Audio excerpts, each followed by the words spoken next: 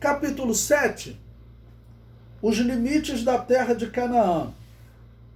Lendo Números, capítulo 34, versículos 1 a 15. Os limites da terra de Canaã foi determinado aqui como sendo do sul do Mar Morto até o Monte Or.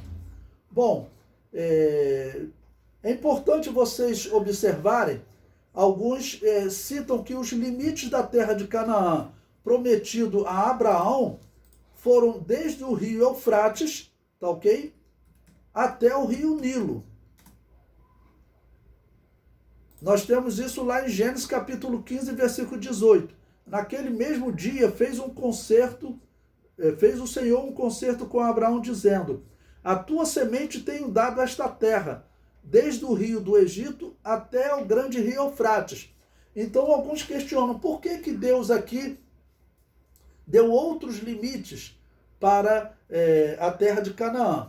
Na verdade, observe, lá em Gênesis, a promessa não era para um dos descendentes de Abraão, mas para todos os descendentes de Abraão. Os descendentes de Abraão envolvia Isaac, que vai gerar os israelitas, mas envolvia também Ismael, Midian, tá bom? Muitos outros.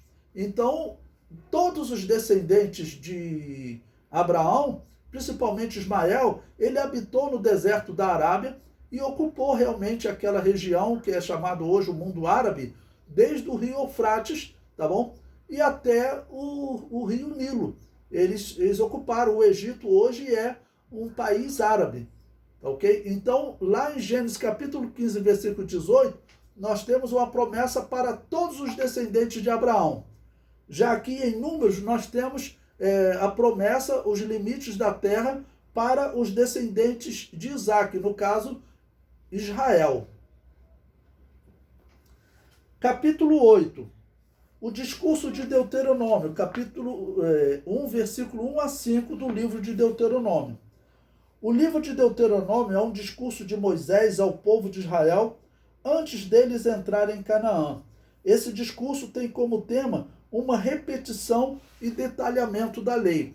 Se vocês lerem o livro de Deuteronômio, vocês vão observar a palavra-chave de Deuteronômio é guarda-te, porque é uma pregação de Moisés aos israelitas. Olha, vocês vão entrar na terra de Canaã, então guarda-te. Vai falar, guarda-te da religião, de todas as práticas que eles tinham, porque eram práticas extremamente nocivas.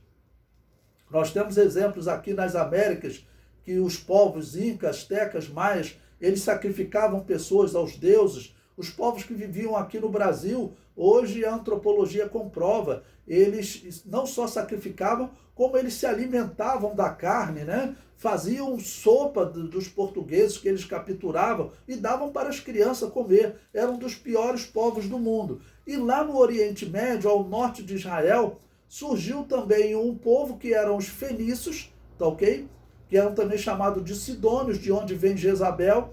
Então, esses fenícios, eles são considerados os originadores do culto a Baal, do culto a Azera, e no culto dos fenícios a história também comprova. Havia sacrifício e havia sacrifício de crianças, sacrifício infantil, uma das piores coisas que nós podemos pensar. Bom, eles acabaram influenciando Israel, porque nós temos no período dos reis, reis de Israel, que adotaram esse culto, tá bom? Adotaram esse culto. Manassés adotou esse culto e diz até que no período do reino de Manassés, eles estavam divididos. Havia também os sacerdotes de Baal que agiam livremente na terra. E essa vai ser uma das razões que Deus vai apontar nos profetas, tá bom? Para a destruição do reino, tá bom? Manassés foi um reino do sul, já na época da divisão dos reinos, tá bom? Ele reinou sobre a tribo de Judá e Benjamim. Então os profetas vão anunciar o cativeiro babilônio, que atinge essas duas tribos, tá bom? Uma das causas dele foi exatamente essa atitude de Manassés, que reinou por 55 anos e foi um dos piores, se não o pior rei de Israel. Teve um pai que foi um bom rei, tá ok? Ezequias, mas infelizmente ele não foi um bom rei. Capítulo 9 o sucessor de Moisés, Números capítulo 27, versículo 12 a 23 e Deuteronômio 31, versículo 1 a 8. Neste evento, Moisés simboliza a lei e Josué, que foi seu sucessor, simboliza Jesus. A lei não pode nos fazer herdeiros do céu, porém nos conduziu até perto, ou seja, até Cristo, servindo-nos de aio. O apóstolo Paulo usa essa figura em Gálatas 3:24. Assim também Moisés não levou o povo até Canaã, porém os levou perto. É importante vocês entenderem, nas regras da tipologia, Moisés, um determinado momento da vida, ele simboliza algo. Em outro momento, ele vai simbolizar algo bem diferente. Então, por exemplo, quando Moisés sobe um monte para receber a lei de Deus, tá ok? E está lá intercedendo pelo povo, para Deus não destruir o povo, Moisés simboliza Jesus hoje intercedendo pela igreja, tá ok? Mas nesse momento de entrar em Canaã, ele já tem outra simbologia. Ele simboliza a lei, que não pode levar o povo até a terra da promessa, tá bom? Assim como a lei não pode nos conduzir até a Canaã celestial, vamos assim chamar. Então existe uma regra da tipologia que diz que o tipo, ele pode ter mais de um antítipo. Vamos citar mais um exemplo para vocês poderem entender isso. Veja o faraó. Se eu perguntar para vocês, o faraó, ele tipifica quem?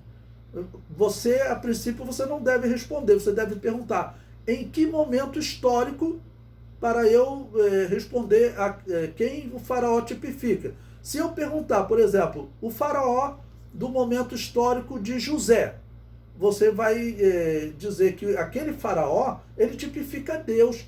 Por quê? José tipificava Jesus. Aquele faraó entregou todo o poder a José, chamou José de Zafenat Paneá, que significa salvador do mundo. Então aquele faraó, ele não fez um trabalho de oposição. Aquele faraó tipifica Deus.